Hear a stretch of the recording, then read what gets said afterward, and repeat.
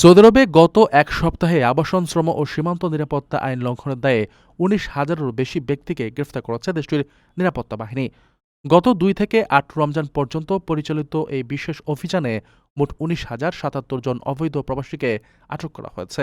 দেশটির স্বরাষ্ট্র মন্ত্রণালয় জানিয়েছে, যৌথ নিরাপত্তা অভিযানের অংশ হিসেবে রাজ্যের বিভিন্ন অঞ্চল থেকে এই বিপুল সংখ্যক ব্যক্তিকে গ্রেফতার করা হয়।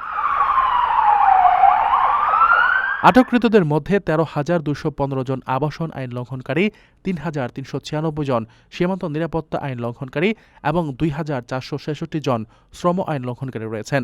এছাড়া অবৈধভাবে সীমান্ত পেরিয়ে সৌদি আরবে প্রবেশের চেষ্টার সময় আরও ১,৬১৫ জন ব্যক্তিকে আটক করা হয়েছে।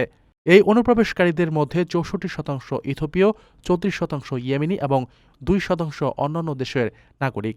পাশাপাশি সৌদি আরব থেকে অবৈধভাবে পাশের দেশগুলোতে যাওয়ার চেষ্টার সময় ধরা পড়েছেন আরও ৭০ জন। আইন অমান্যকারীদের সহায়তা করার দায়ে ১০ জন ব্যক্তিকেও আটক করেছে পুলিশ, যাদের বিরুদ্ধে আবাসন ও পরিবহনের মতো সুবিধা দেওয়ার অভিযোগ রয়েছে। বর্তমানে দেশটিতে মোট ২০,৭১২ জন ব্যক্তির বিরুদ্ধে আইনি প্রক্রিয়া চলমান রয়েছে, যাদের মধ্যে ১৯,৩০৪ জন পুরুষ এবং ১,৪০৮ জন নারী।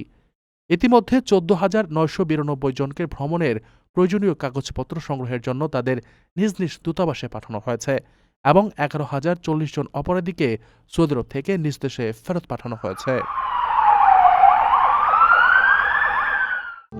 প্রবাসীদের জন্য নির্মাণ হচ্ছে দেশের প্রথম স্মার্ট সিটি, যেখানে থাকছে স্কুল, মসজিদ, হাসপাতাল, সুইমিং পুল, হেলিপ্যাড, পাঠাগার, জিম, সুপারমার্কেট, শিশু পার্ক সহ সকল নাগরিক সুবিধা।